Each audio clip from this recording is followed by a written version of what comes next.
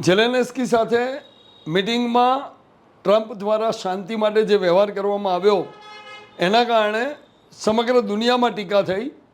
સામા પક્ષે અમેરિકાના અખબારોના કાર્ટુનિસ્ટોએ પણ આની સામે પોતાનો વિરોધ નોંધાયો.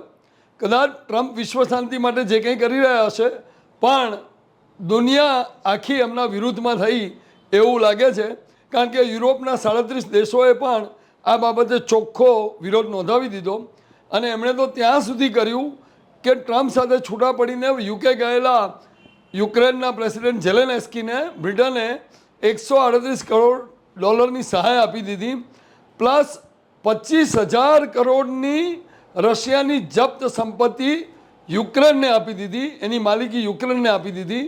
આમ સમગ્ર યુરોપ યુએસએની સામે જઈ અને યુક્રેનની પડખે ઊભું રહી ગયું છે.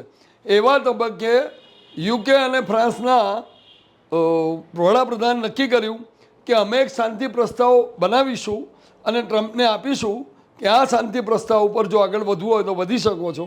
સામા પક્ષે પુતિને એવું કહ્યું કે અમેરિકા જે પણ શાંતિ પ્રસ્તાવ નક્કી કરશે એ શાંતિ પ્રસ્તાવ રશિયા સ્વીકારી લેશે, કારણ કે અમે લોકો યુદ્ધ રોકવા માગીએ છીએ.